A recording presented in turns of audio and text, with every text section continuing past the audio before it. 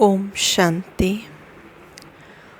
पिछले सेशन में हमने किया कि परमात्मा को पहचानने के पैरामीटर्स क्या हैं, किन किन पैरामीटर्स से हम ये जान सकते हैं, पहचान सकते हैं कि परमात्मा कौन है।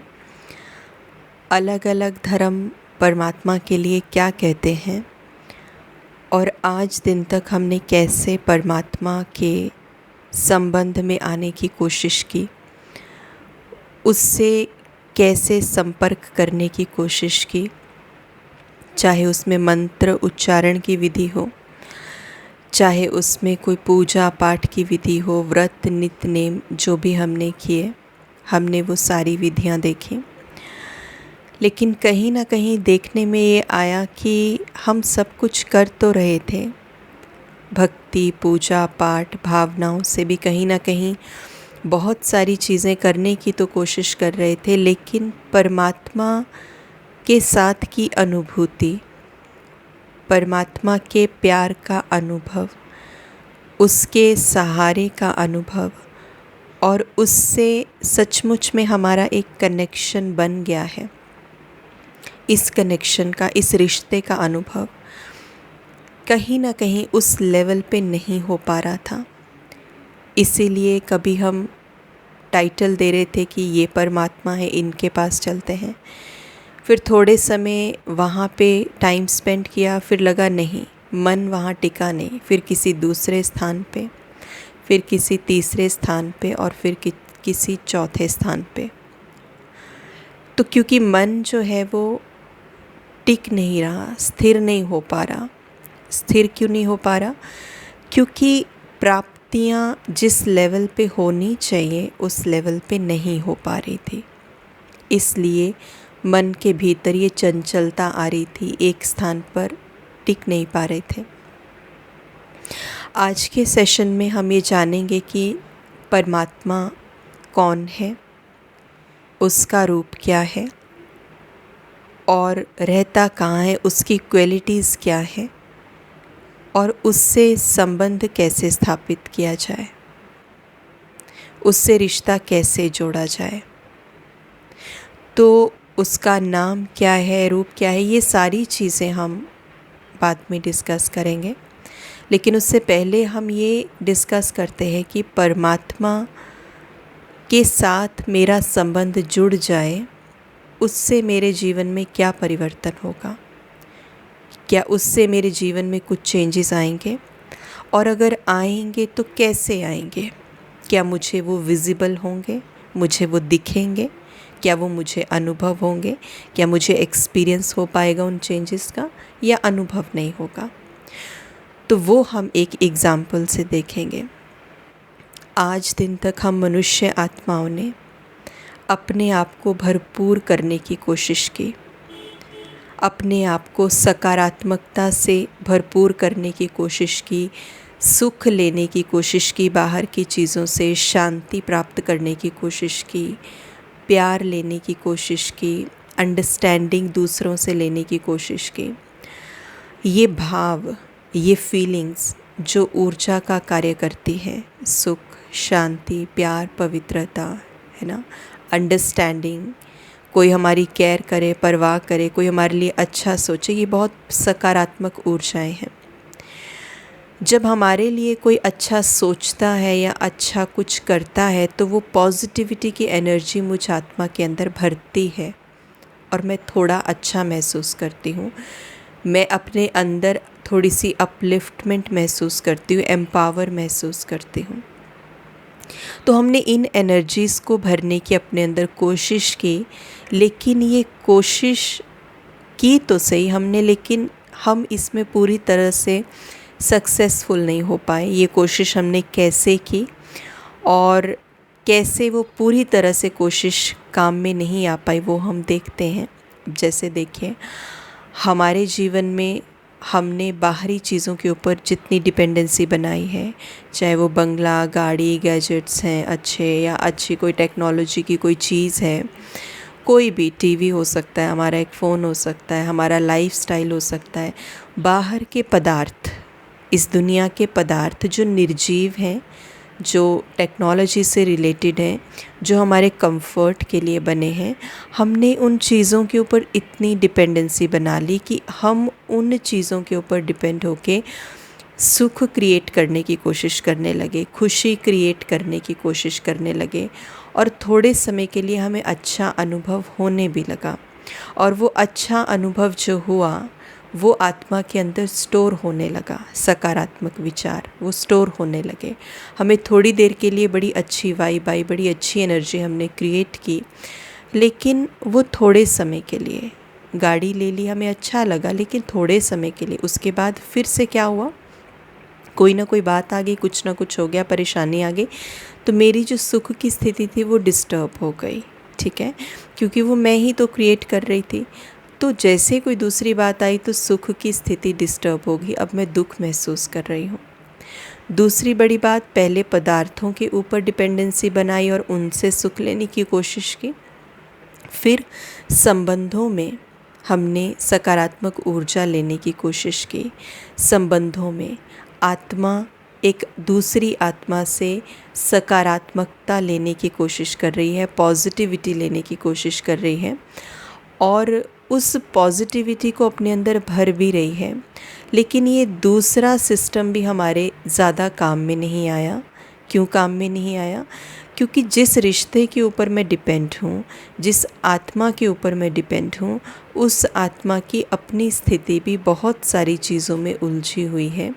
इसलिए जब वो अच्छा महसूस करते हैं और मैं उनसे बात करती हूँ तो मेरे जीवन में अच्छा आता है। जब वो अपने ही चीज़ों में उलझे हुए हैं और जब वो अच्छा महसूस नहीं कर रहे हैं और जब वो मुझसे बात करते हैं तो मेरे जीवन में भी वो सकारात्मकता नहीं लेकिन नेगेटिविटी आती है, क्योंकि जिनके साथ मेरा संबंध है वो अच्छा फील नहीं कर रहे हैं। मे बी वो इरिटेटेड है, मे बी वो फ्रस्ट्रेटेड है, तो वो हमारे जीवन में भी अच्छा नहीं आ रहा। तो बेसिकली या तो इस शरीर का आधार लेने के बाद हम आत्माएं निर्जीव चीज़ों के ऊपर डिपेंड हैं, जिन्हें हम ये कह सकते हैं कोई हमारे कंफर्ट के लिए जो चीज़ है, या तो पदार्थों के ऊपर डिपेंडेंट है जिनसे हम सकारात्मकता पॉजिटिविटी लेने की कोशिश कर रहे हैं, या फिर हम डिपेंडेंट हैं व्यक्तियों के ऊपर, अपने संबंधों के ऊपर, अपने रिश्तों के ऊपर। लेकिन दोनों तरह से हमने देखा कि हमारी खुशी परमानेंट नहीं रह रही है। हमारी खुशी दूसरों के ऊपर बहुत हद तक निर्भर रह रही है और दूसरे ये डिसाइड कर रहे हैं कि हम कितने समय तक खुश रहेंगे। अब यहाँ पे हम एक एग्ज़ाम्पल लेते हैं कि संबंधों में ये चीज़ कैसे काम कर रही है और परमात्मा से हमें संबंध बना के ही कैसे उससे वो सकारात्मक ऊर्जाएं लेनी है। हम परमात्मा से कोई संबंध स्थापित ना करें, हम क्यों उसका नाम जाने, हम क्यों उसके क्वालिटीज़ को जाने, बिना सब कुछ जाने भी तो हम उससे ये सारी चीज़ें एक्सेस कर सकते हैं, ले सकते हैं। लेकिन ऐसा नहीं हो सकता। क्यों नहीं हो सकता, वो हम एक एग्ज़ाम्पल के साथ समझते हैं।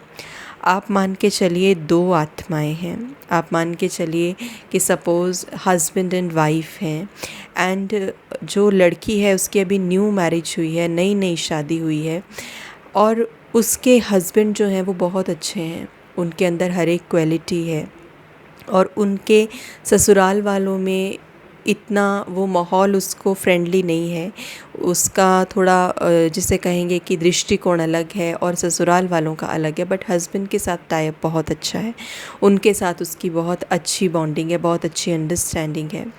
तो घर पे ससुराल में चाहे कुछ भी चीज़ें होती हैं, ऊपर नीचे कोई कुछ बोल देता है, किसी की बात बुरी लग जाती है, कोई ताना मार देता है, कुछ सुना देता है, तो वो अपने हस्बैंड के साथ डिस्कस करती है क्या हो रहा है।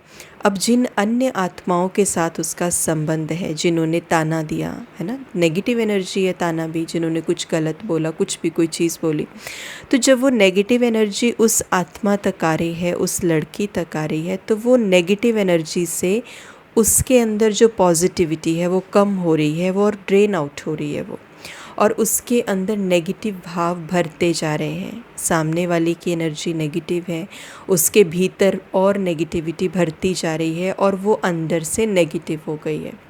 मानो वो अंदर से उसकी पॉजिटिविटी एकदम ख़त्म हो गई, ताने सुन के, बातें सुन के, और वो 0% पॉजिटिविटी बची है।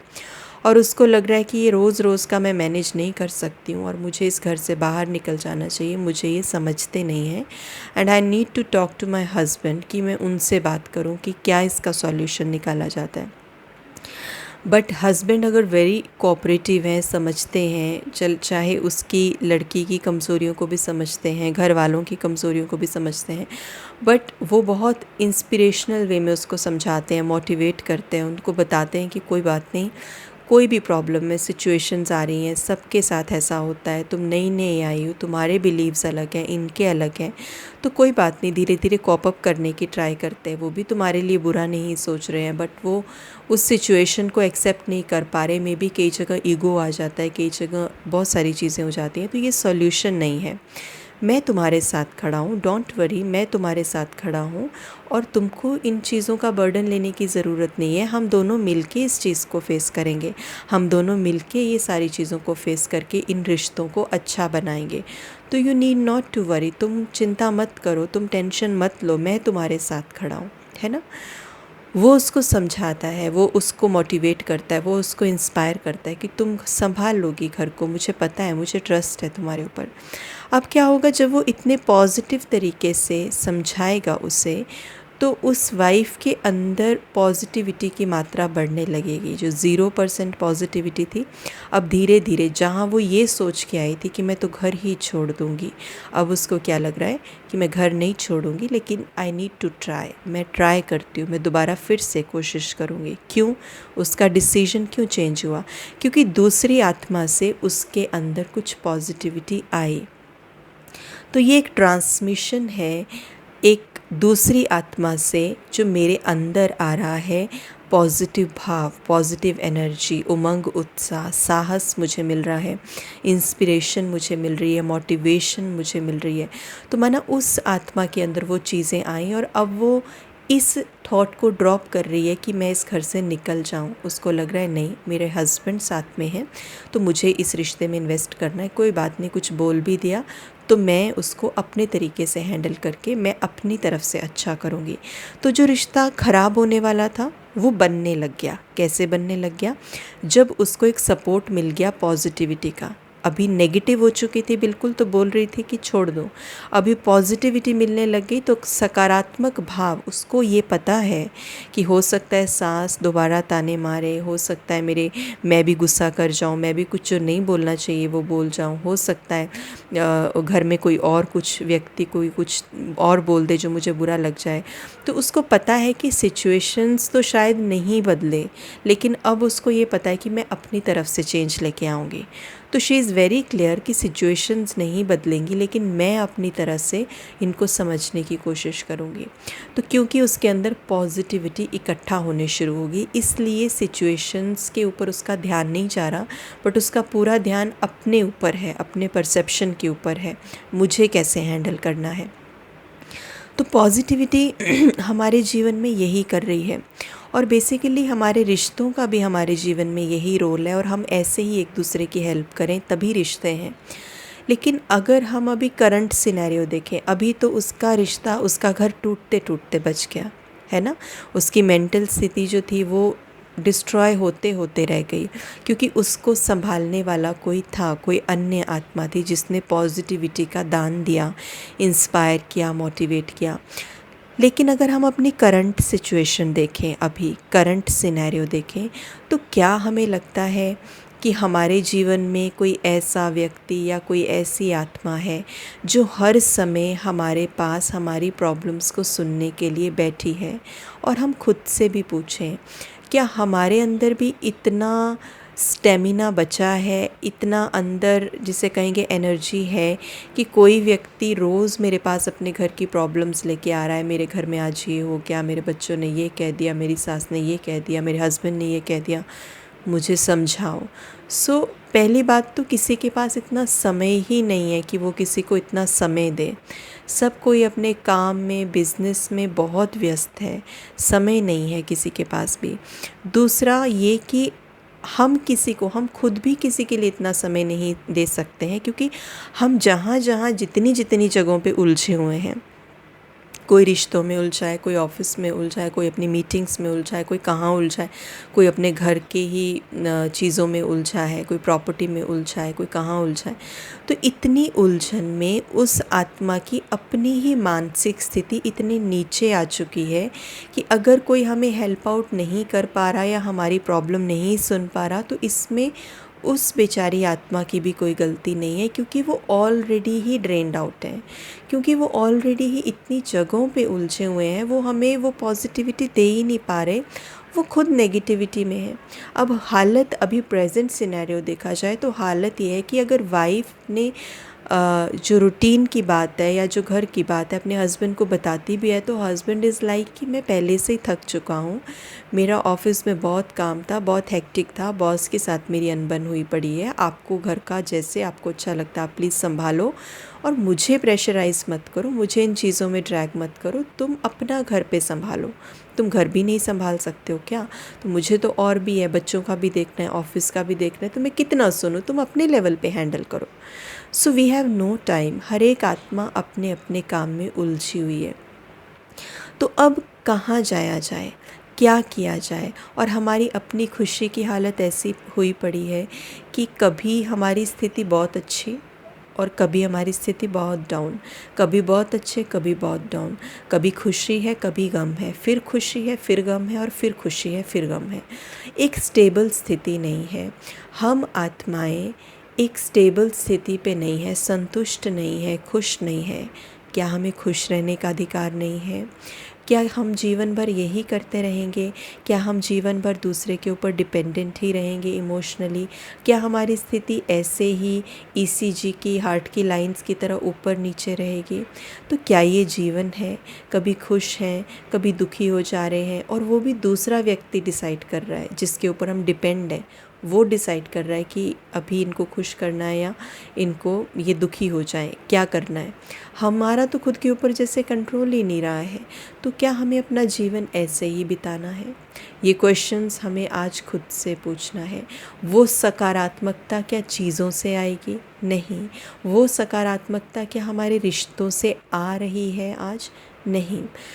कॉन्सेप्ट यहाँ पे ये है कि हम आत्माएं दूसरी आत्मा के साथ जब संबंध में आती हैं, जब रिश्ते में आती हैं, तो दूसरी आत्मा के भीतर जो कुछ भी है वो हमें मिलता है ना।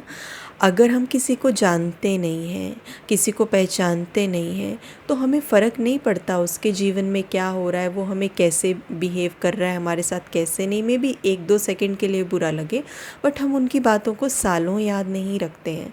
लेकिन जहाँ पे एक संबंध होता है, जहाँ पे एक रिश्ता होता है, जहाँ पे एक रिश्ता गहराई वाला बन जाता है, वहाँ पे दूसरे व्यक्ति में, दूसरी आत्मा में अगर अच्छी चीज़ें हैं तो वो भी मुझे अनुभव होती हैं।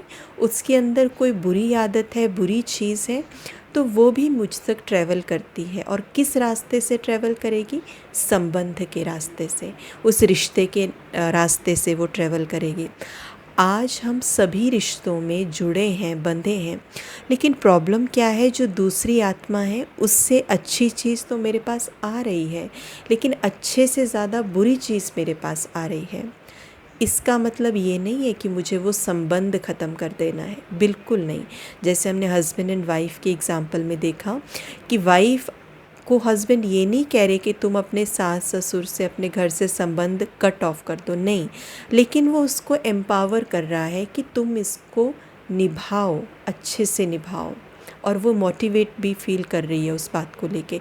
तो उसी तरह से हमें भी अपने रिश्तों को तोड़ना नहीं है कि इनसे हमें पॉजिटिविटी नहीं मिल रही है, लेकिन हमें एक अलग से रिश्ता बनाना है जहाँ से मुझे हमेशा हमेशा के लिए पॉजिटिविटी मिलती रहे, और जब वो मोटिवेशन मुझे मिलती रहे तो मैं अपने दूसरे रिश्तों में उसको इन्वेस्ट करती रहूँ।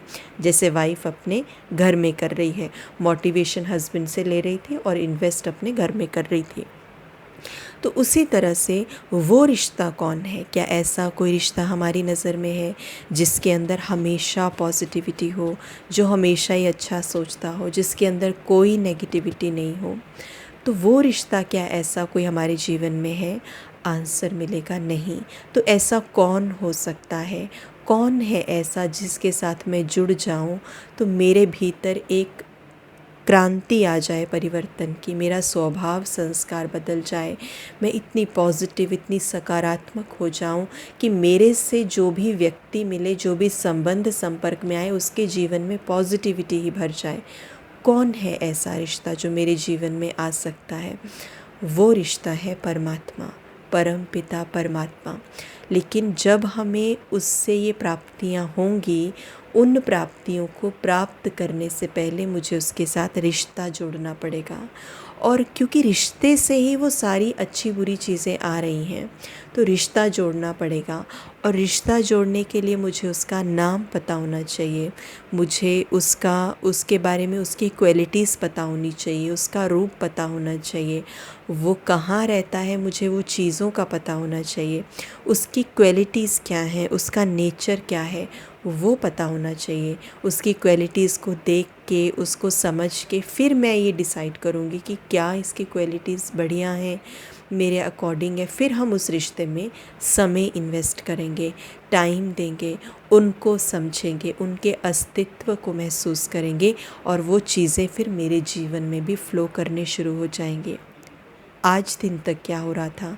आज दिन तक परमात्मा से संबंध बन के भी नहीं बन रहा था, क्योंकि ना उसकी सत्य पहचान थी, क्योंकि ना उसकी क्वालिटीज़ का पता था, ना उसके साथ एक संबंध की अनुभूति की थी। तो उससे मेरे जीवन में कुछ आ ही नहीं रहा था, क्योंकि ना जाने वो क्यों एक अनजान सी हस्ती बन के हमारे जीवन में रह गया था। जस्ट एक बिज़नेस के पॉइंट से हम जाते थे, मेरे जीवन में ये कर दो, वो कर दो, ये दे दो, वो दे दो।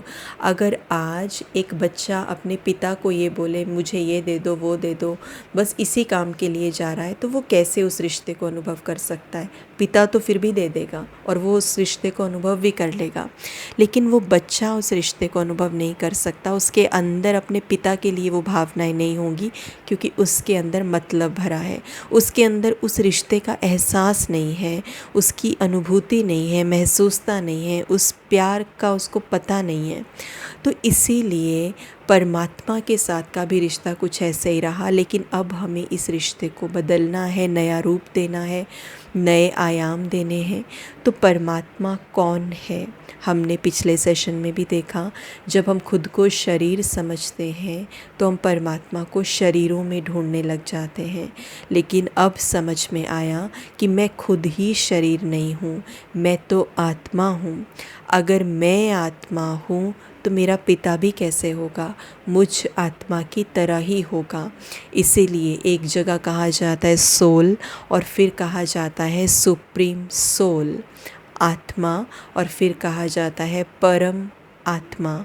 दोनों की क्वालिटी सेम है, दोनों का जो जिसे कहेंगे कि एक आत्मा है तो दूसरी भी आत्मा है। फ़र्क सिर्फ इतना है कि परमात्मा अपने गुणों में परम है, महान है। हम आत्माओं की क्वालिटीज़ लिमिटेड हैं, पर वो तो बेहद में है, उसकी क्वालिटीज़ तो बेहद की हैं। तो उसकी हर एक क्वालिटी को सागर के साथ कंपेयर किया जाता है।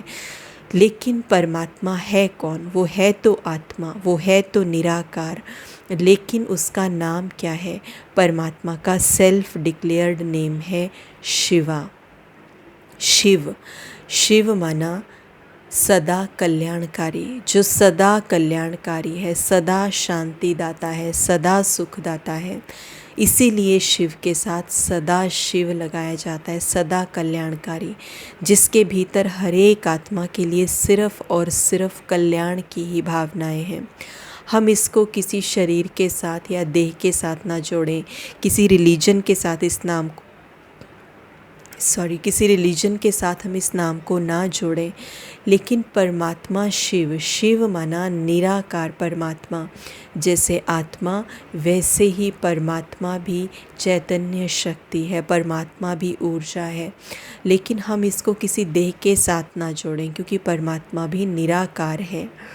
तो शिव, शिव माना जो हर किसी के लिए कल्याण का भाव रखता है, हर किसी को शांति देता है, हर किसी को सुख देता है, ज्ञान देता है। उसकी प्रॉपर्टीज़ ही यही हैं, उसके अंदर इसके अलावा कुछ है ही नहीं। नेगेटिविटी क्या होती है, इरिटेशन क्या होती है, उसके अंदर इस चीज़ की अविद्या है, पता ही नहीं है। तो परमात्मा जो सदा कल्याणकारी, परमात्मा का सेल्फ डिक्लेयर्ड रूप है, ज्योति बिंदु स्वरूप।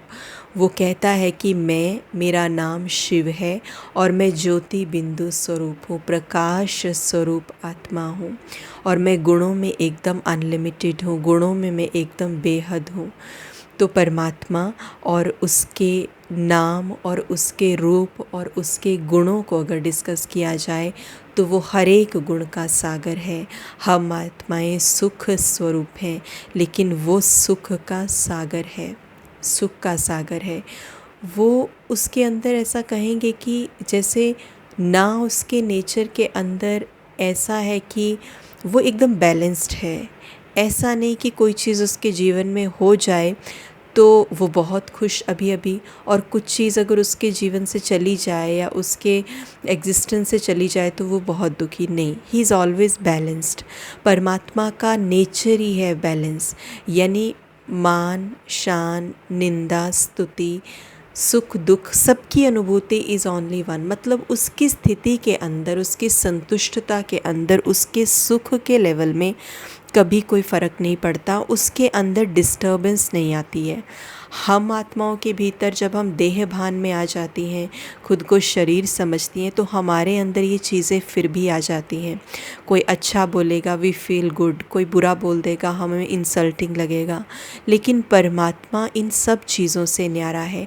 और क्यों न्यारा है, उसकी इन गुणों से भी अगर पहले ये डिस्कस किया जाए कि उससे हम आत्माओं से क्या चीज़ अलग बनाती है, तो परमात्मा और आत्मा हम दोनों को जो सबसे अलग बनाता है, वो सबसे बड़ी बात, उसकी सबसे बड़ी पावर है, वो डिटैच्ड है।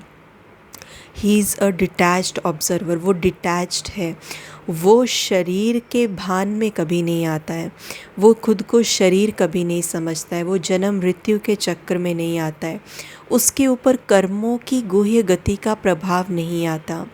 तो माना वो डिटैच्ड है, वो एकदम हर एक चीज़ से न्यारा भी है और इसीलिए वो प्यारा भी है। क्योंकि वो न्यारा है, डिटैच्ड है, इसलिए उसके ऊपर किसी भी चीज़ का प्रभाव नहीं आता। हम आत्माएं जन्म मृत्यु के चक्कर में आ जाती हैं, तो हमारे ऊपर जब हम बॉडी कॉन्शियसनेस में आ जाती हैं तो हमारे ऊपर अच्छे का प्रभाव भी आ जाता है और फिर बुरे का भी आ जाता है ना। तो वी फील सुख और and sometimes we feel also दुख, एक हर्ट की भाव हम फील करते हैं या एक अपसेट होने वाला भाव हम फील करते हैं ना।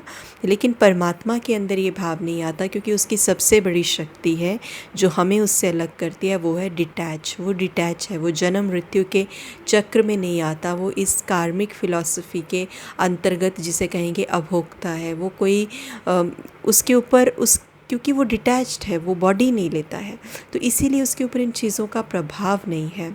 और दूसरी बड़ी चीज़ जो उसे हमसे अलग करती है, ही इज़ द प्योरीफायर। वो पतित आत्माओं को पावन बनाता है। आप देखिए, एक नॉर्मल डॉक्टर को देखें, नॉर्मल डॉक्टर जो है या सर्जन जो है वो शरीर की बीमारी को शरीर से अलग करेगा, लेकिन जो परमात्मा है वो आत्मा के भीतर की बीमारियों को आत्मा से अलग करता है। वो आत्मा के नेगेटिविटी को आत्मा से अलग करता है। वो आत्मा की बीमारियां, काम क्रोध लोभ मोह अहंकार डर है ना, निंदा, ये इस तरह की चीज़ें जो हैं, चुगली करना, किसी के लिए नफ़रत पालना, घृणा कर लेना, किसी के प्रति अच्छा नहीं सोचना, तुलना कर लेना, आत्मा को जो इतनी बीमारियां लगी हुई हैं, वो आत्मा की इन बीमारियों को आत्मा से निकाल के आत्मा को प्योरीफाई करता है। उसका ज्ञान इतना पावरफुल है जो आत्मा को पावन बना देता है। तो इसीलिए हम आत्माओं में और उसमें सबसे बड़ा फ़र्क है, वो डिटैच्ड है और वो आत्माओं को पतित से पावन बनाता है, और बाकी की क्वालिटीज़ तो उससे अलग करती ही हैं। और क्योंकि वो डिटैच्ड है इसलिए वो सुख का सागर है, उसके अंदर कोई प्रभाव नहीं पड़ता। उसके बाद वो शांति का सागर है। शांति का सागर मतलब क्या? शांति का सागर मतलब हमारे अंदर कभी कभी क्वेश्चंस उठ जाते हैं, ऐसा नहीं होना चाहिए था, क्यों हो गया। हम जब हमारे सामने कोई भी परिस्थिति आती है तो हम उस परिस्थिति को एक्सेप्ट नहीं कर पाते हैं। हमें लगता है कि ये चीज़ ऐसे नहीं होनी चाहिए थी, ये चीज़ ऐसे क्यों हो गई, है ना, वी फील लाइक दैट। तो हमें वो अच्छा नहीं लगता, हम उसको एक्सेप्ट नहीं कर पाते, स्वीकार करने की क्षमता नहीं आ पाती हमें। लेकिन परमात्मा जिसको ये स्मृति है, जिसको ये पता है कि इस सृष्टि ड्रामा मंच के ऊपर हर एक आत्मा अपना अपना पार्ट प्ले कर रही है, कर्मों की गुह्य गति के अनुसार, कर्मों की गुह्य फिलॉसफी के अनुसार हर एक आत्मा एक्यूरेट है, कोई आत्मा का कोई दोष नहीं है, हर आत्मा अपने अपने कर्मों का लेन देन चुकतू कर रही है। तो कुछ भी हो रहा है वो हर एक आत्मा अपने अपने कर्मों का हिसाब किताब चुकतू कर रही है। हम जब किसी परिस्थिति को देखते हैं तो हम सिर्फ एक काल की दृष्टि से देख रहे हैं कि अभी करंटली क्या हो रहा है, लेकिन जब वो इस सिनेरियो को देखता है, किसी सिचुएशन को देखता है, तो वो तीनों कालों की दृष्टि से देखता है, पास्ट, प्रेजेंट एंड फ्यूचर। उसको पता है ये आत्मा ये चीज़ क्यों कर रही है, उसके अंदर इस बात की नॉलेज है कि हर एक आत्मा अपने कर्मों का हिसाब किताब चुकतू कर रही है। इसीलिए उसके अंदर कोई भी क्यों क्या का अनप्लेजेंट क्वेश्चन नहीं आता है, हमारे अंदर आ जाता है, क्योंकि हम देह भान में, बॉडी कॉन्शियसनेस में बैठे हैं और इसी पैरामीटर से सब कुछ जज करते हैं, लेकिन उसके अंदर नहीं आता। वो हमेशा ही सोल कॉन्शियसनेस स्टेज में है, उसको पता है कि हु इज़ ही, वो कौन है। तो इसीलिए वो शांति का सागर है, वो शक्तियों का सागर है। तो उसको पता है कि आत्मिक स्थिति से ही हमारे ऊपर नियंत्रण आता है। आज हम अपनी स्थूल कर्मेंद्रियों को अपने कंट्रोल में नहीं कर पाते हैं। हम बोलते हैं कि मन कर गया ना, जीभ थोड़ी सी ललचा गई तो मुझे टेस्ट अच्छा लगता है तो खा लिया, लेकिन हम वो स्थूल कर्मेंद्रियां तो क्या, लेकिन सूक्ष्म कर्मेंद्रियों को भी कैसे कंट्रोल में लाना है, उसका ज्ञान ये सिखाता है। तो इसीलिए वो शक्तियों का सागर है। वो सिखाता है कि स्व के ऊपर नियंत्रण कैसे करना है, अपने संस्कारों के ऊपर, स्वभाव के ऊपर, आदतों के ऊपर विजय कैसे प्राप्त करानी है। तो वो ये नॉलेज हमें देता है। तो वो सुख का सागर, शांति का सागर और उसके बाद शक्तियों का सागर, वो प्यार का सागर है, निस्वार्थ प्यार का सागर है। अगर हम आज देखें तो जब हम किसी को देखते हैं कोई गलती कर रहा है तो हमारा ध्यान चाहता है कि वो ये गलती कर रहा है ना, तो ठीक है, उसको ये नहीं करना चाहिए, इतनी बड़ी मिस्टेक कैसे कर दी। हमारा ध्यान उसकी गलती पे जाता है और हम उसकी गलती से उसको जज करते हैं। लेकिन परमात्मा अगर हमारी जगह पे हो तो वो उस गलती के पीछे का रीज़न क्या है, उस व्यक्ति के साइकोलॉजी क्या थी, उस व्यक्ति के मानसिक स्थिति क्या थी उस समय पर, क्या वो कहीं से आत्मा डिस्टर्ब होके आई थी, हो सकता है कहीं से कुछ सुन के आई हो, उस आत्मा के अंदर शक्ति कितनी कम थी जब उससे ये गलती हुई। क्योंकि परमात्मा का सीधा सीधा लॉजिक एक है कि जब कोई भी आत्मा कोई गलत कर्म करती है तो उसके भीतर सकारात्मक ऊर्जा की कमी होती है, उसके भीतर पवित्रता की कमी है, इसीलिए वो आत्मा वो नकारात्मक कार्य कर रही है। तो जब भी परमात्मा किसी को नकारात्मक कार्य करते हुए देखेगा, सपोज़ या कुछ उसने गलत कर दिया, कुछ उसने तोड़फोड़ कर दी, या सपोज़ कुछ बहुत बड़ी चीज़ कर दी जो नहीं करनी चाहिए थी, तो वो कभी भी गलती को नहीं देखेगा, लेकिन वो देखेगा कि इस आत्मा ने ये गलती की क्यों, वो कमी क्या है, उसको पूरा करेगा। बिकॉज़ ही नो की जड़ कहाँ है, उसको पता है कि अगर इस जड़ को यहाँ पे अगर पॉजिटिविटी को भर दिया जाए तो इसका कर्म अपने आप ठीक हो जाएगा। इसलिए वो गलती को नहीं देखता है। इसलिए वो, जैसे कहा जाता है ना कि परमात्मा के लिए, परमात्मा जो है वो पाप को हमेशा पापी से अलग रखता है। उसको पता है कि ये चीज़ इससे क्यों हुई है, इसीलिए वो निस्वार्थ प्यार हर एक आत्मा के लिए बहाता चला जाता है। और दूसरी बड़ी बात कि हम आत्माएं जब बॉडी कॉन्शियसनेस में आ जाती हैं तो हम लिमिटेड कर लेते हैं खुद को, और हमारा ध्यान, हमारे पास, सबके पास एक रूल बुक होती है, हमारी नियमों की किताब, और हमारी रूल बुक के हिसाब से हम बोलते हैं कि अगर आपके अंदर ये चीज़ है, अगर आपके अंदर ये चीज़ है, मतलब हम कोई रिश्ता बनाने से पहले भी वो रूल बुक जो कि इनविजिबल है वो सबको पकड़ा देते हैं, उसके रूल्स सुनाते रहते हैं सबको जो इनविजिबल है। और उस रूल बुक के हिसाब से क्या होता है, अगर आप ये करते हो, अगर आप ये करते हो, रिश्ता तो हम बाद में बनाएंगे, मैं अंडरस्टैंड आपको बाद में करूँगा, मैं प्यार आपको बाद में करूँगा, मैं केयर आपकी बाद में करूँगा या करूँगी, लेकिन आप ये रूल बुक देख लीजिए, अगर आप ऐसे ऐसे हैं तो आई एम रेडी, मैं आपको समझने के लिए भी तैयार बैठी हूँ, मैं आपको अंडरस्टैंड करने के लिए भी तैयार हूँ, लेकिन अगर आपके अंदर इस रूल बुक के हिसाब से आपका स्वभाव संस्कार नहीं है, आपकी आदतें नहीं हैं, तो आप अभी के अभी you can leave the place, आप जा सकते हैं। हम आपको एक्सेप्ट नहीं कर सकते, हम आपसे प्यार से बात नहीं कर सकते, हम आपका ध्यान नहीं रख सकते, हम आपको अंडरस्टैंड नहीं कर सकते, क्योंकि हमारे जीवन में आने के लिए आपको ये पैरामीटर्स, ये रूल्स पूरे करने पड़ेंगे।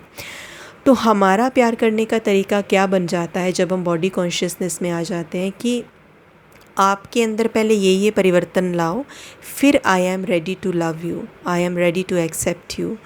और परमात्मा के प्यार करने का तरीका क्या है? वो कहता है तुम जो हो जैसे हो तुम मेरे हो, ही लव्स अस, तुम मेरे हो।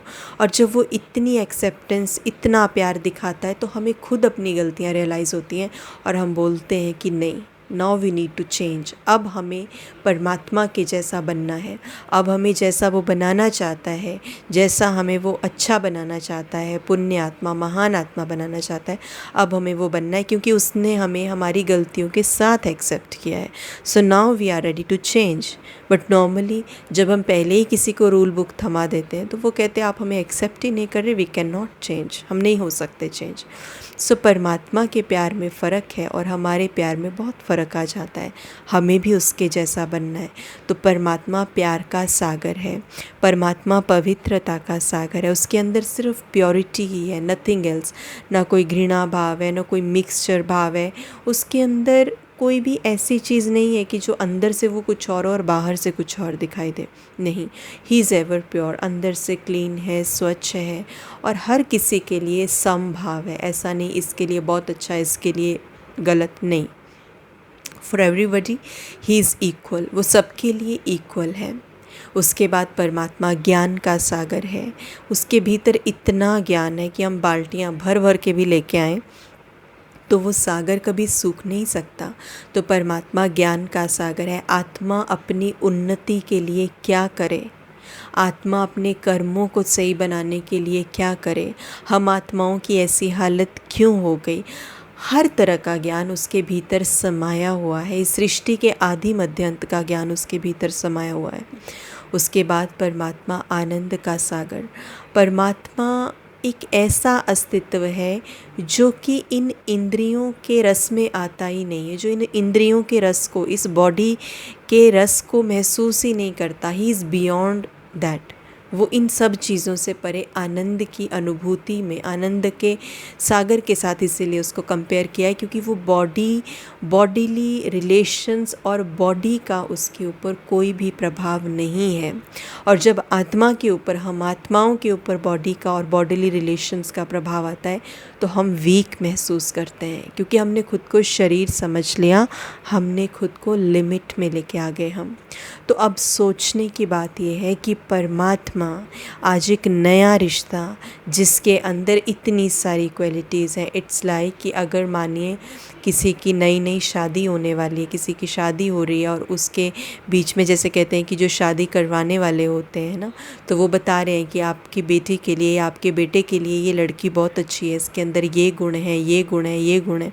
तो उसके घर वाले भी खुश होंगे कि अच्छा इतनी क्वालिटीज़ हैं इस लड़की में।